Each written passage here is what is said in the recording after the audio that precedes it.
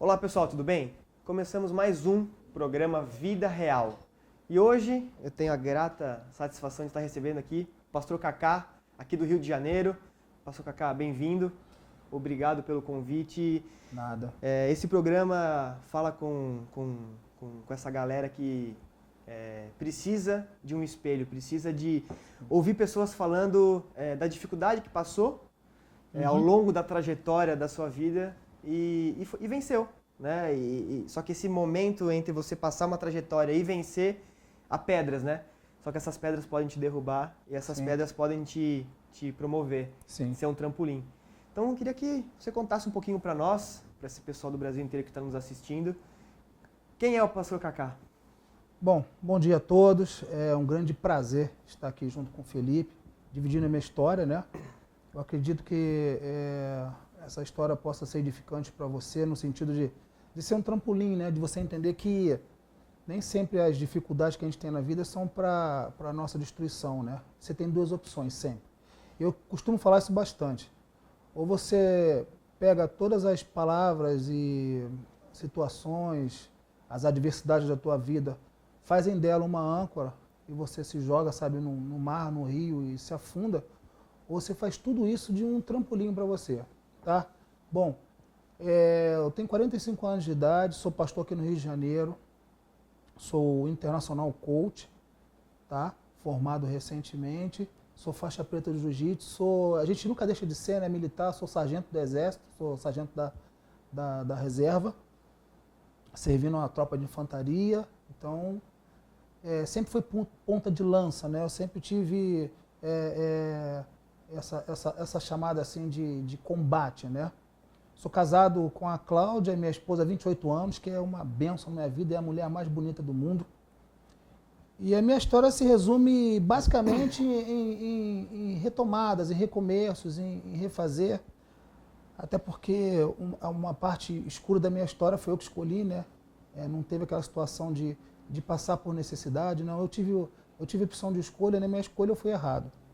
Eu com 14 anos de idade, eu sempre gostei de esportes, eu jogo bola desde criança e joguei bola num time onde eu nasci. Eu sou nascido no Rio de Janeiro, num bairro chamado Bom Sucesso. Bom Sucesso é um bairro que aglomera ali uma das favelas mais perigosas do Rio de Janeiro, os complexos de favelas mais perigosos que tem no Rio de Janeiro, que é o Complexo do Alemão, Maré, Complexo de Manguinhos. E um dia eu resolvi matar a aula para ir jogar bola em uma dessas favelas. Foi a primeira vez que eu tive contato com a criminalidade, né? Eu vi um traficante com um fuzil e achei aquilo lindo. Eu tinha 14 anos de idade, achei aquilo muito legal. E resolvi que queria aquilo para mim. A partir desse momento eu comecei a andar com aquele pessoal, matava a aula todos os dias, comecei a andar com essa galera e já dizia minha avó, né, que quem mistura com porco acaba comendo do farelo, né, Felipe? Não tem jeito. E infelizmente aconteceu que eu comecei a roubar, fazer alguns pequenos, né, furtos, delitos e, enfim, comecei a assaltar em ônibus e arrastão em praia, mais ou menos que vocês veem na televisão pelo Brasil afora. E daí veio a primeira prisão, a instituição de correção para menores, que era a Funabem aqui no Rio de Janeiro. Fui para o Padre Severino, talvez você esteja vendo, você se identifique, sabe o que eu estou falando. E isso aconteceu por umas 5 ou 6 vezes na minha vida, com meus 16 anos. Isso foi se prolongando, eu sem estudar, né? E quanto mais você se afasta do estudo, né? Daquilo que agrega valor para você, mais você se torna ignorante, mais você se torna, né? Uma pessoa difícil de se lidar. E foi o que aconteceu comigo. Eu cada dia mais me aproximava da marginalidade, andando cada vez mais à beira aí da marginalidade, com pessoas que não tinham que andar. Nunca gostei do tráfico de droga, nunca usei drogas, nunca bebi, não sei o que significa isso, mas infelizmente o dinheiro, os valores, né, a ostentação eram, meu Deus, né, eu gostava muito disso. E a pior coisa que tem é quando você entra nessa fase de gostar do que você faz. Eu gostava muito de roubar. Costumo dizer que eu era profissional nisso, né? Em tudo que eu fiz, eu nunca deixei de fazer sem excelência, e até nisso eu fazia também. Bom, com 16 anos de idade eu tive que sair de casa, por tudo que eu vivia, não queria ter mais contato com a minha família, já tinha, infelizmente, agredido a minha mãe por 2 vezes, ao ponto de um dia quebrar o malar dela e o nariz. Já tinha tentado matar meu pai uma vez e minha opção foi sair de casa. Saí de casa, fui viver a minha vida. Eu tive a felicidade em Deus de conhecer minha esposa com 17 anos, que foi, eu acredito que foi um anjo que Deus mandou para minha vida. Ela começou a me dar uma direção, começou a me mostrar um outro sentido da vida. Com 17 anos eu me alistei, com 18 fui para o Exército. E não queria servir, de forma alguma eu queria servir. Eu acho que é a primeira opção de muitos jovens no Brasil é não servir. Eu não queria servir também, mas teve um sargento lá que na época foi ou não foi com a minha cara, não sei. Ele me forçou a entrar no Exército, eu entrei no Exército, fui servir numa tropa de infantaria, conheci muitas pessoas, né? E daí eu parto, a partir desse momento eu comecei a entender e partir um princípio que os teus relacionamentos, eles são importantíssimos para você. Pessoas, elas te ajudam a ligar pontos e dependendo do teu relacionamento, te ajudam a afastar de objetivos, de algumas coisas assim, das tuas realizações, dos teus sonhos. Eu tive a grata felicidade de conhecer pessoas boas dentro do Exército. Conheci um capitão que me ajudou bastante, me deu a oportunidade de fazer um curso de sargento mesmo eu não tendo tanta escolaridade, porque ele via em mim essa natureza de líder, né? Ele via em mim essa facilidade de agregar pessoas, de comunicação, o meu carisma, e ele viu em mim a tão chamada liderança, né? E me deu a oportunidade de fazer um curso de sargento temporário, onde eu fui o primeiro colocado da minha turma. E daí eu fiquei mais 7 anos no Exército e depois com o plano Collor saí. Enfim, saindo do Exército não tinha muita opção e voltei para fazer tudo que eu fazia antes, e alguns problemas, alguns delitos, e enganava os outros, e dava volta e aqui, e dar volta a gente é uma gíria muito carioca, né, que vocês conhecem como 171 e tal. Enfim, eu vivi essa situação. Até que com meus 30 anos de idade, e com o detalhe que dos meus 14 aos 30, eu parei de estudar. Eu não estudava mais, não lia, mal escrevia, enfim, era um analfabeto, né? Um semi-analfabeto, talvez. E com meus 30 anos de idade, eu comecei a passar as maiores necessidades junto com a minha esposa, Cláudia. Nós fugimos do Rio de Janeiro porque a gente tinha nossa cabeça estava prêmia, a gente estava com a nossa vida por um fim no Rio de Janeiro, por tantos problemas que eu fiz, né? Eu arrumei. Você chegou a receber ameaças? Por várias vezes. A ameaça, se você escolhe uma vida, né, é como um jogador de futebol. Se você for um bom jogador, você não está longe de receber chamadas para bons contratos, né? E se você escolhe uma vida marginal, você não está longe de receber ameaça ou ser preso. Uhum. É os dois caminhos, na verdade. Né? Os dois caminhos. Não tem opção, né? Não tem uma história feliz para um vagabundo. Não existe isso, né? O saco virar princesa na história marginal, não existe isso. Isso é uma ilusão, isso é uma mentira. E até deixo essa dica para você que acha que o que você faz hoje é legal, né? Você está nessa aí achando que vagabundagem é um estilo de vida. Cara, corre disso, porque é uma coisa que eu costumo falar, né? Que é a grande realidade. Todo mundo é comunista até ficar rico. Toda mulher é feminista até casar. E todo mundo é ateu até o avião querer cair, né? Quando o avião começa a cair, você começa a gritar, ai meu Deus, né? E todo mundo se acha marginal até botar o par de algemas de prata no braço, querido. Eu já vi muita gente braba aí chamar a mamãe depois que bota a algema, né? É uma coisa horrível. Não façam isso não é legal. E, enfim, eu comecei a fazer tudo que era errado de novo, depois saí do Exército, eu tinha 30 anos de idade, até que eu fugi do Rio de Janeiro por ameaças de morte, né? A gente passou por uma situação muito difícil, que nesse dia a gente ia morrer, inclusive meu próprio cunhado, que é irmão da minha esposa, que na época era policial militar no Rio de Janeiro, ele descobriu tudo aquilo ali e mandou que a gente fugisse, que ele não tinha como ajudar a gente, né? Eles iam nos matar. Nossa. Naquele dia. A gente saiu do Rio de Janeiro, foi morar num lugar chamado Itaipuaçu, que é próximo de Niterói, uma região litorânea. E lá em Itaipuaçu a gente começou um novo ciclo da nossa vida. Né? Em Itaipuaçu a gente começou uma nova história. Que a gente chegou em Itaipuaçu sem saber fazer nada. Lá não tinha o que roubar, que só tinha mato e boi, não dá para roubar mato e boi. Não tinha como ganhar dinheiro, nunca trabalhei, não sabia desenvolver uma linha de trabalho.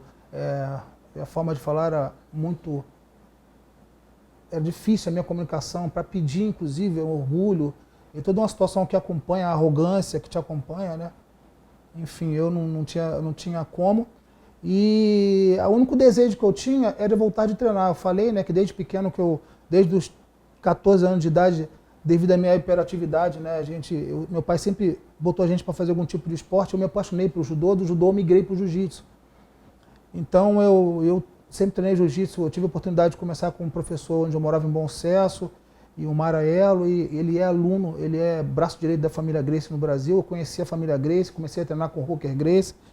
E quando estava em Itaipuaçu, sem nada para fazer, perdendo tudo que eu tinha, passando necessidade de fome com minha esposa, ao ponto de comer a ração de cachorro, né, o que a gente tinha.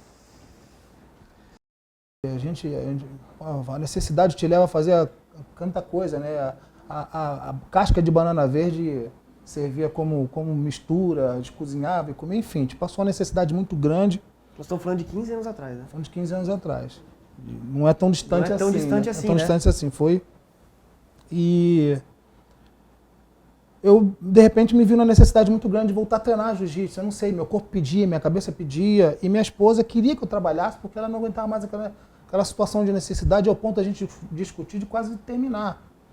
E é uma coisa interessante que acontece com muitas pessoas hoje em dia que são cristãs, né? Que parece que são histórias combinadas, iguais, né? Eu detestava crente, eu detestava a igreja evangélica. As minhas cunhadas sempre foram evangélicas, sempre oravam por mim, e elas falavam que estavam orando por nós. E eu sempre, cara, repudiava aquilo, detestava aquela situação, né? Que mané orando, não quero saber de oração nada, saber de dinheiro. E eu detestava. E minha esposa, um dia eu falei para ela, né? Eu falei assim, Cláudia, se um dia eu descobrir que você está indo na igreja evangélica, eu vou te dar uma surra, Felipe, falar para ela. Chegou a falar? Por muitas vezes. Ameaçava bastante ela. Nossa. E ela já estava indo, né? Ela estava indo na igreja próxima da nossa casa, estava orando, botando o joelho no chão. Já estava intercedendo. Já estava um tempão intercedendo por mim. E, enfim, a nossa situação foi de abismo a abismo, né? Cada vez pior. Teve um dia que eu não aguentei aquela situação, eu estava vendo que eu estava perdendo a coisa que eu amava, né? Que era minha esposa, e eu não aguentei, peguei os cachorros, fui dar um rolê na praia. Itaipuaçu é uma cidade, mesmo sendo, hoje está muito melhor, mas naquela época era bem roça, é uma cidade litorânea, e eu fui para a praia com os cachorros ali.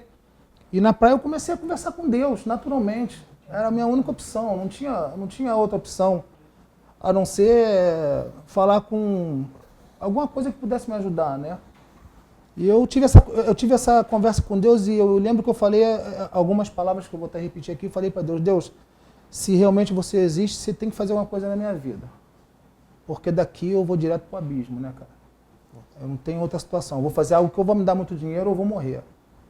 Eu chorei muito, eu lembro que esse dia eu chorei muito, voltei para casa. Quando eu voltei para casa, eu tive o primeiro sinal de Deus, que foi a minha sogra, que não tinha muita comunicação comigo, pela pessoa que eu era. Ela apareceu na minha casa de surpresa junto com minha cunhada, e ela tinha passado e feito compras. Nossa. Ela passou no mercado, fez bastante compras. No mesmo dia que você no mesmo bateu dia, esse papo isso com uma Deus. hora depois. Nossa. Entendeu? E eu tava com fome, né, cara? Eu tava sentindo fome, não aguentava mais aquela situação.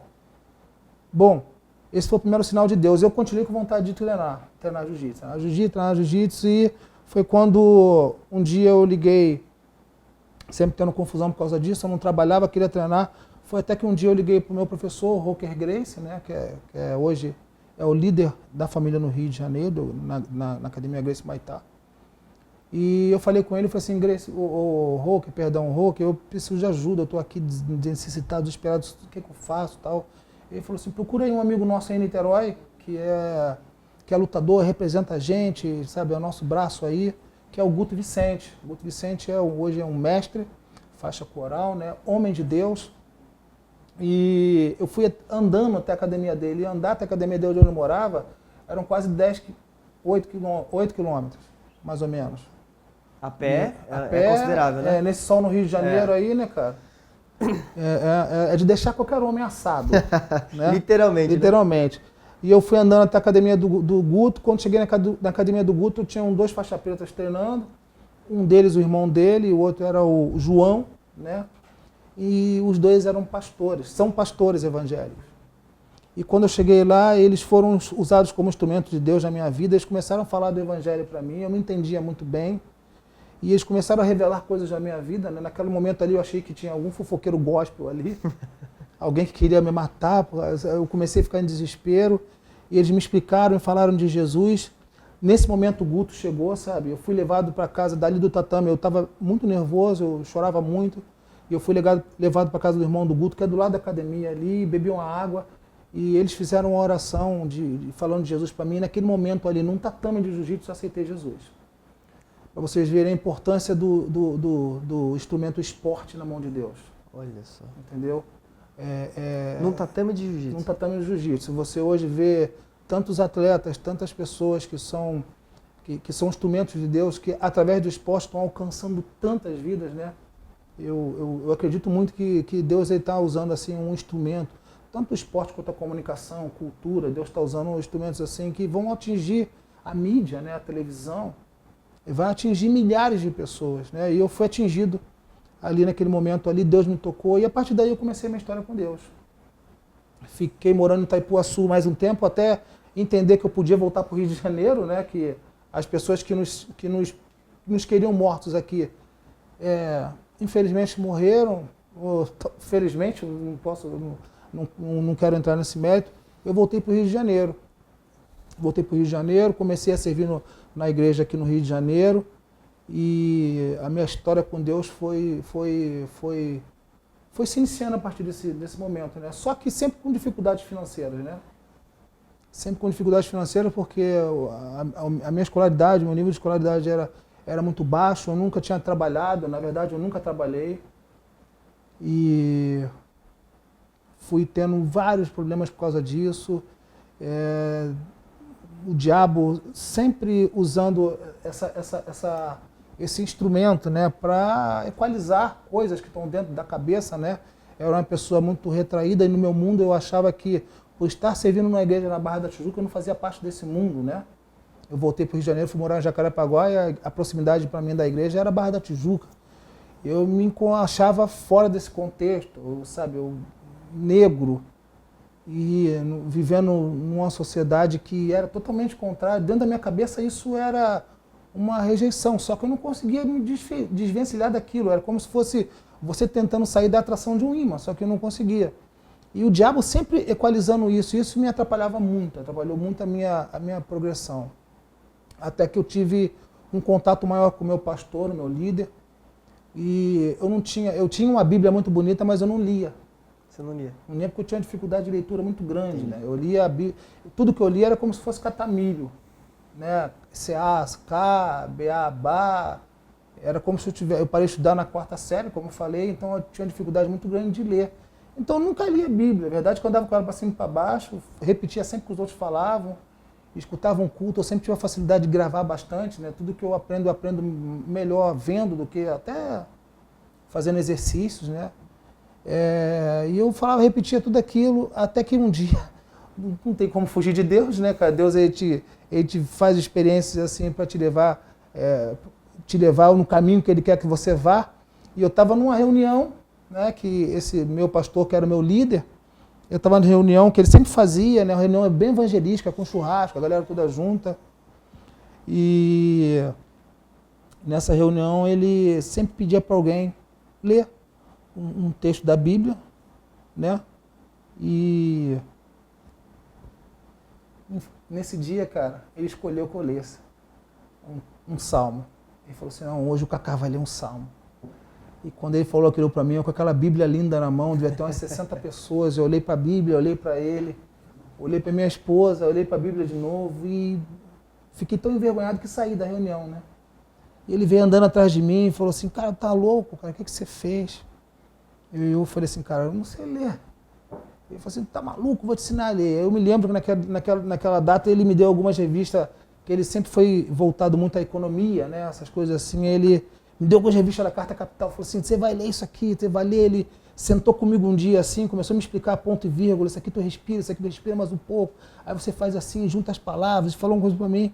E aquilo foi entrando na minha cabeça de tal forma, sabe, aquilo foi entrando, e eu fiquei, aquilo foi polvilhando dentro de mim, aquilo ficou acendendo, sabe, como se fosse ele botou uma bateria dentro de mim, né, cara, ele me deu uma carga de energia ali muito grande, que eu peguei aquelas 2 revistas e em uma semana eu não tinha hora para ler aquilo. Eu posso falar para você que 15 anos depois eu sei de qual salteado tudo estava escrito naquelas revistas. Nossa. E ele falou assim, eu quero que você leia e você me faça um resumo no próximo culto. O próximo culto era uma semana, ele me falou isso na sexta-feira e no domingo, sem ser sabe, uma semana depois, no culto de domingo, ele queria que eu desse um resumo para ele.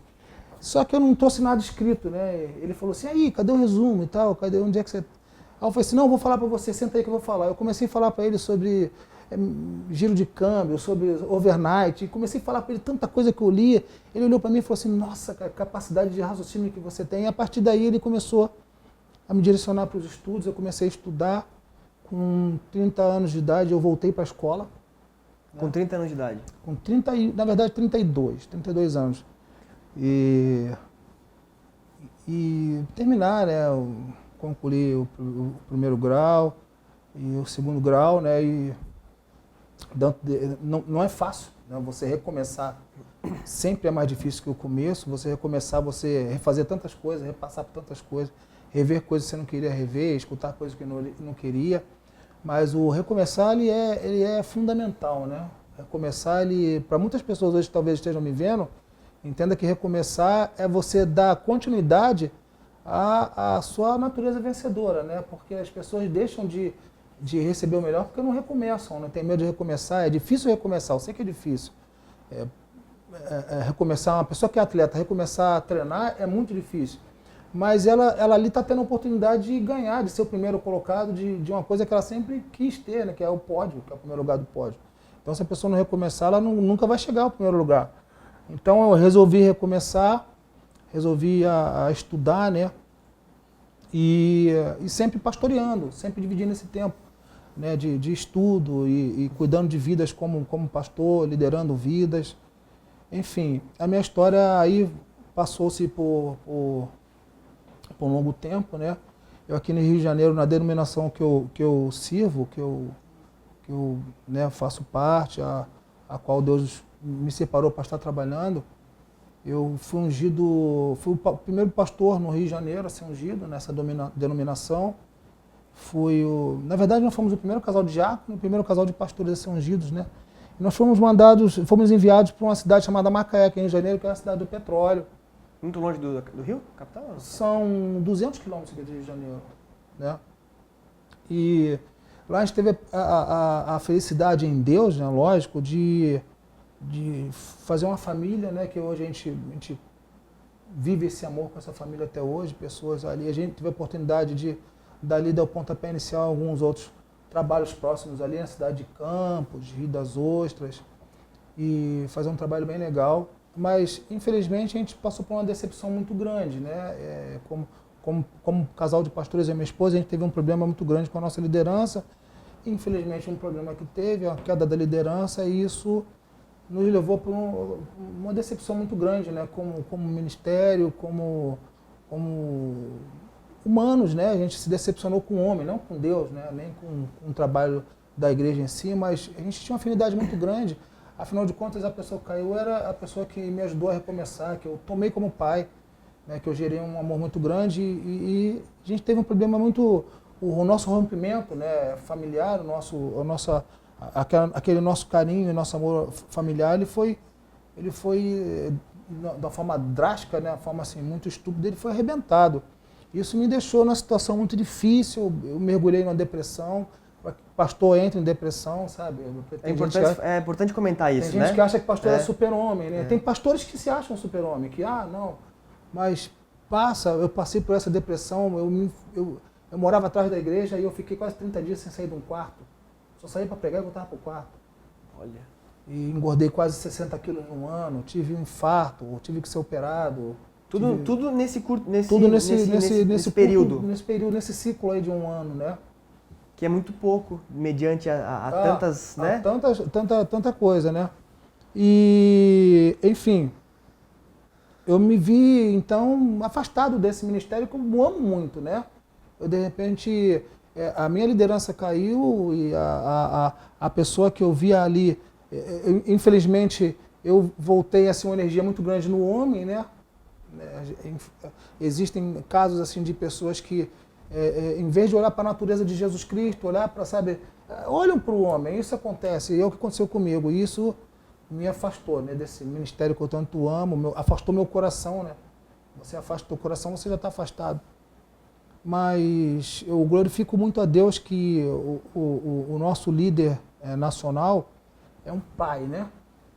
O nosso líder nacional, ele é uma pessoa que vai além da normalidade, a excelência de amor é muito grande. Ele me acolheu, a mim e minha esposa, como filhos, nos abraçou, cuidou de nós e nos mostrou uma nova realidade. Né? Uma nova perspectiva. Uma nova perspectiva como líderes que nós somos, como pastores. E me deu como opção ou ficar com ele, né, na sede ou me mandar para Curitiba. Foi quando eu fui para Curitiba, eu escolhi a Curitiba porque o líder de Curitiba foi que iniciou o trabalho no Rio de Janeiro e eu já tinha uma proximidade com ele muito grande. Fui para Curitiba e em Curitiba eu vivi a melhor fase do meu ciclo ministerial. É mesmo? Sim. Em Curitiba, mesmo aquele frio absurdo? Mesmo aquele frio, que é difícil, né, cara? Ainda mais, né, pastor? Parece, Rio de Janeiro, Rio 40 graus, você vai para uma Curitiba que garoa muito e frio, né? Cinza, né? Cinza, isso. Eu saí do Rio de Janeiro com 44 graus, eu me lembro um dia que eu saí daqui, com a sensação térmica de 50. Meu. Eu cheguei em Curitiba, não estava tão quente, não estava tão frio. Em Curitiba estava mais ou menos aí uns 26 graus. Eu até cheguei brincando, eu falei assim, pô, não é possível aqui, não existe esse frio que falam em Curitiba, né? Pra que eu fui falar isso? 2 dias depois a temperatura despencou para 7. Nossa. Você tinha roupa para isso? Não tinha nem casaco, cara. Eu não sabia nem o que significava blusão, casaco. Tem que parar no primeiro shopping e começar a comprar, né? Sim. Fazer o guarda-roupa, né? De inverno. Falavam para mim de aquecedor, de cobertor térmico, eu achava que isso era brincadeira. E depois dos 7 graus, uma semana depois, caiu para 0 e eu vi neve em Curitiba. Foi quando caiu neve agora. Ah, você chegou a ver neve lá? Vi neve lá, né? Em Colombo, Guarapuava, caiu bastante neve. Em Curitiba também caiu neve, enfim. Chegamos em Curitiba, foi um choque cultural muito grande, né? Porque o Brasil, existem vários países dentro do Brasil. Curitiba é uma cidade espetacular, com a cultura de cuidado, uma excelência em limpeza muito grande. Não que o Rio de Janeiro não seja, né? Mas o Rio de Janeiro, por causa do calor, tem muita daquela cultura espontânea, né? Você, às vezes, anda sem camisa, você não vê essas coisas em Curitiba. Em Curitiba, eu tive a oportunidade de me aproximar mais ainda em Deus através de alguns cursos. O líder me fez emergir dentro de uma torre de oração e eu entendi verdadeiramente, né, depois de tanto tempo, mesmo como pastor, eu entendi verdadeiramente o sentido da oração, o que aquilo ali gera de benefícios para a vida ministerial do homem de Deus. Eu comecei a fazer muitos cursos ministeriais, tive a oportunidade em Curitiba de fazer meu curso de coach, né, de international coach, de começar a fazer meus cursos de línguas. Então vamos recapitular aqui, para o pessoal que nos assiste. Sim. E por algum motivo, né, pastor, nesse momento eles não querem... Estão até numa depressão. Sim. A gente não sabe, são tantas pessoas que nos assistem em todo o Brasil que a gente não sabe que de repente quem está assistindo. Sim. Então você recomeça a estudar aos 32 anos. 32 anos. E nós estamos falando que você já está fazendo especialização em coaching internacional. Coaching internacional. Então, o que é o foco? O que é uma determinação e não ter medo de recomeçar? É importante que você saiba, não tenha medo de recomeçar, independente da sua idade, da sua situação de vida. Né, professor? Tem um detalhe, isso é tão interessante que hoje, o meu objetivo hoje, daqui a 5 e 10 anos, né, a minha projeção futura, é a minha formação, né, eu estou ingressando aí para o 2º semestre desse ano na faculdade de psicologia e junto com um PhD. Olha só. Entendeu? Então, assim, se você entender que que Deus te quer como instrumento do reino para alcançar não centenas, mas milhares de pessoas, quanto mais você se especializa, mais você está dando a informação para Deus que você está pronto para receber o que Ele tem para você. Que Deus quer derramar algo de sobrenatural na tua vida, mas se você, sabe, não mostrar para Deus que você está realmente pronto para receber, Deus é um Deus de paz, não de confusão, né? É você entender, para você mensurar isso, é só você fazer uma situação. Um pai nunca vai dar uma Ferrari para uma criança de 11 anos que não sabe dirigir. É verdade. Da mesma forma, Deus nunca vai dar um grande ministério para uma pessoa que não tem condições equilíbrio, ou sabe, algum tipo de coisa que agregue, sabe, a Deus, assim, fala assim, não, ele está pronto para receber e pronto para fazer.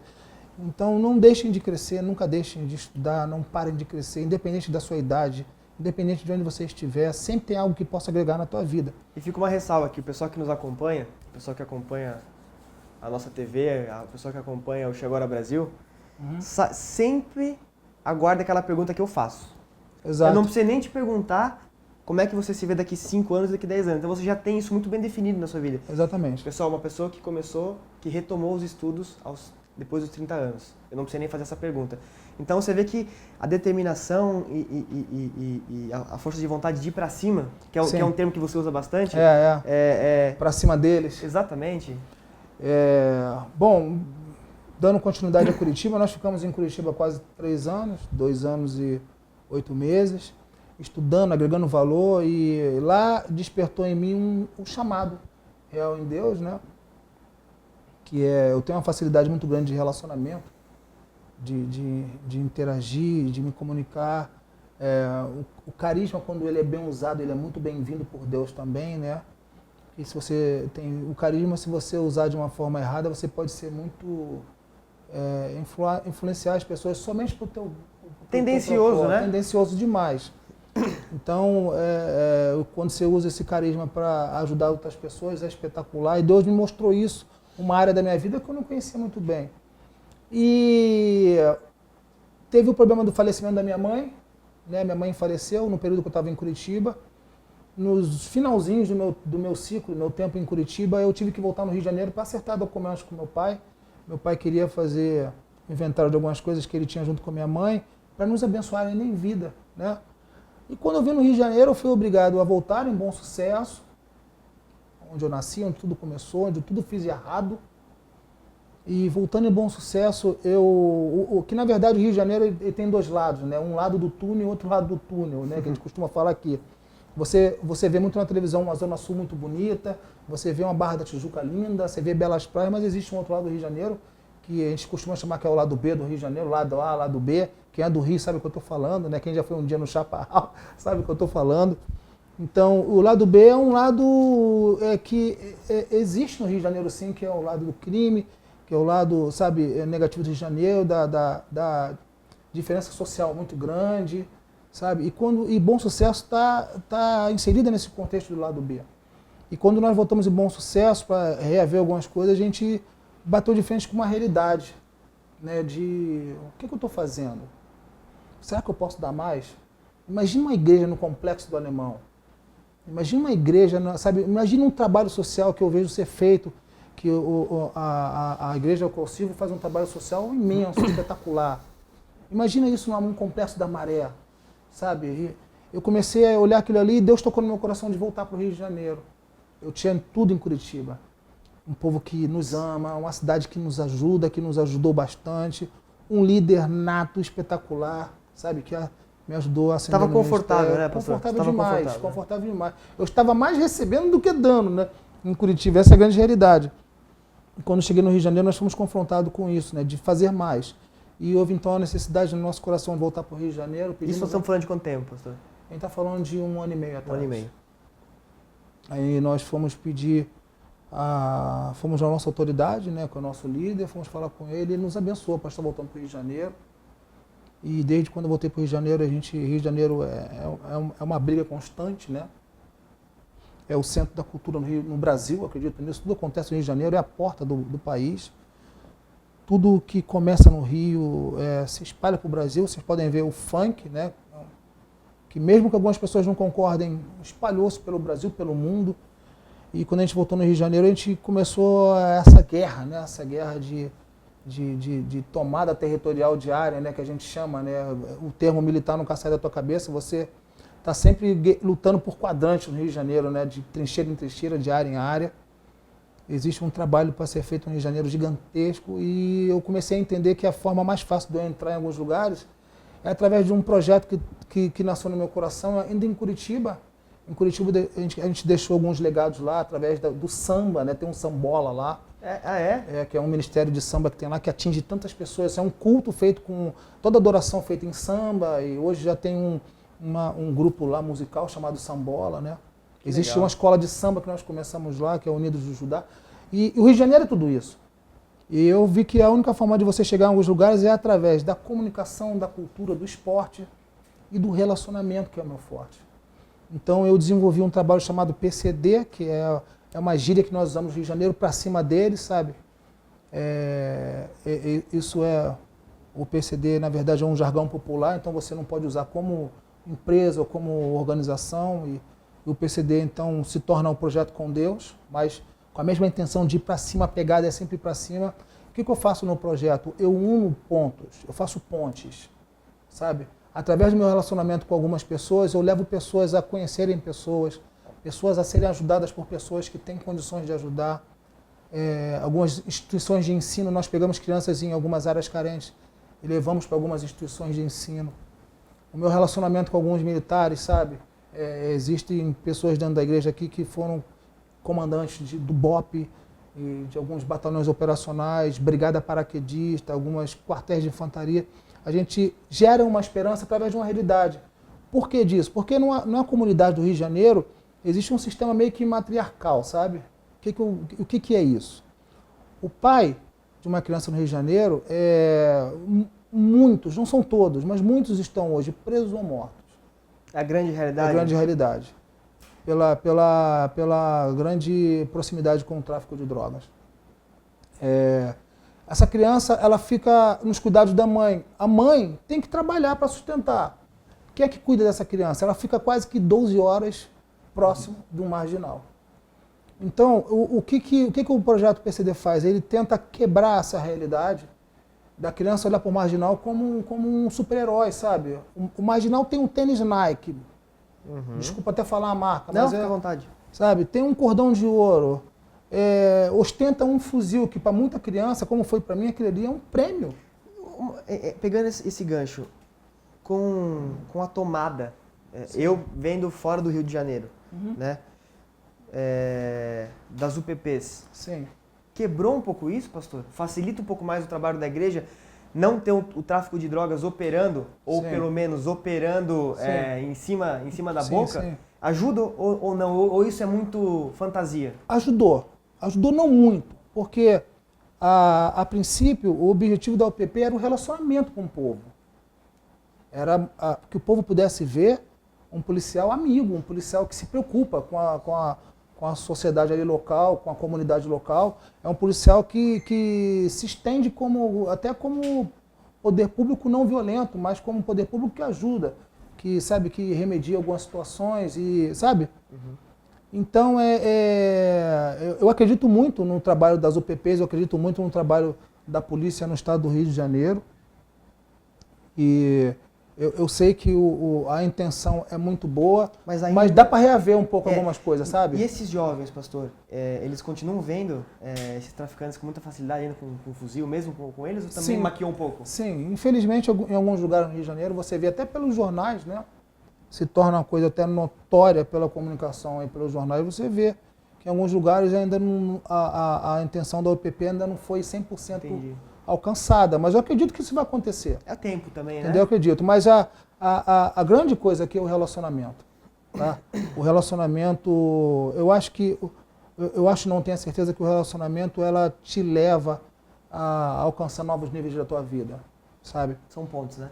A gente está até falando aqui no começo daquela situação bíblica, né, que a gente vê no segundo livro dos Reis, capítulo 4, em que uma mulher vai falar com um profeta dizendo que o esposo dela morreu.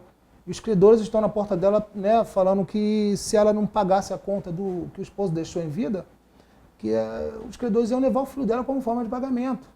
E o profeta chega para ela e fala assim, vai nos teus vizinhos e pede bastante vasilhas emprestadas.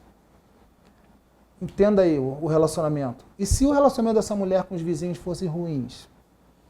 Eu entendo que Deus ele sempre vai usar pessoas para abençoar, sempre vai usar o elemento homem, sabe, o indivíduo, para abençoar. Eu creio que desde o financeiro até, sabe, saúde, trabalho, Deus sempre vai usar a figura humana. E se a pessoa, principalmente se for cristão, né, que tem o Espírito Santo, que é um espírito sempre alegre, de fácil comunicação, eu não consigo ver Jesus carrancudo, não abrindo um sorriso. Se a pessoa não entender que o seu relacionamento diário, desde o teu bom dia ao teu mais simples funcionário, né? Então, mais simples pessoas que te servem, o porteiro, desde o teu bom dia até o teu sorriso para o teu patrão que vai te abençoar no teu aumento de salário. Se você não tiver um bom relacionamento, as coisas se tornam muito difíceis, né? Existe uma tônica, né? Quem está falando aqui, que John Maxwell fala, tantos grandes líderes falam, que se você conhece 5 ou 6 pessoas influentes no planeta, você conhece o mundo todo. Eu uso bastante. E é fato isso, né? É fato. Então, Deus acendeu em mim essa forma de relacionamento, eu uso isso como instrumento, eu ligo o ponto. Esse é o projeto PCD, tirar crianças de uma realidade e gerar esperança nelas, e sempre falando de Jesus, né? Jesus é o grande líder, Jesus sempre será o maior líder que já teve e está presente. E não existe outra forma de você ver uma grande liderança que você não olhe para Jesus. De Jesus saíram tantos, né? Saíram Paulo, saíram... Então, acho que a maior e mais forte forma de você se tornar um grande líder hoje é olhando para Jesus, né? Tendo Jesus como referência. Concordo com você. Acho que a gente tem quem se espelhar, né? Sim. Tem quem se espelhar. Pastor, para a gente encerrar, sim. Se você puder, dentre a tua história de vida é uma lição de vida. Sim. Acho que todo mundo que está nos acompanhando nesse programa está tendo a oportunidade de ver que não importa a situação, que não importa as circunstâncias, que não importa a maneira que a sua vida está hoje, sempre há esperança. Sim, sempre tem. Esse jovem que está nos vendo, de repente, está viciado em droga, está com a vida acabada, de repente essas pessoas que estão, até mesmo um casamento à beira da separação, agora, de repente um pai de família está nos vendo, uma mulher de família está nos vendo. Qual é o recado que você pode dar para eles, se em algum momento da vida deles eles estão a ponto de desistir ou até mesmo se matar? Isso é uma coisa, para mim, muito fácil e simples de responder.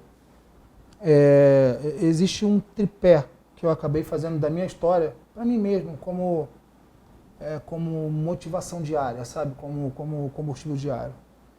Você precisa, primeiro, na tua vida, ter bastante coragem, sabe? Você precisa ter a determinação. Sem coragem e determinação, você não dá o primeiro passo, né? E você já deve ter visto ou escutado eu falar uma vez sobre isso, que para uma grande e longa caminhada, se você não tiver coragem e determinação de dar o primeiro passo, você não vai sair do lugar. Tem que ter o primeiro passo. Você entender que você precisa ser ajudado, que você precisa mudar. Você, sabe, se permitir. O segundo grande ponto é você entender que você precisa dar continuidade. Você não pode começar e parar no meio. Você precisa... Eu quero refazer. Eu sei que o cara que é viciado, a pessoa que é viciada, sabe, seja ele criança, adolescente ou adulto que é viciado em droga, ou viciado em qualquer tipo de coisa, em pornografia, sabe, em comida, é muito difícil a pessoa sair disso, se desvencilhar. Mas se você for determinante no teu começo e botar na tua cabeça, porque a cabeça é um campo de batalha muito grande, né, cara? Ela briga com você mesmo. Você não vai conseguir, é difícil, sabe? E como dar os primeiros passos é você começar radicalmente a eliminar coisas da tua vida que te remetem a isso, sabe? Se você andar sempre com pessoas que usam ou próximo de boca de fumo, é difícil.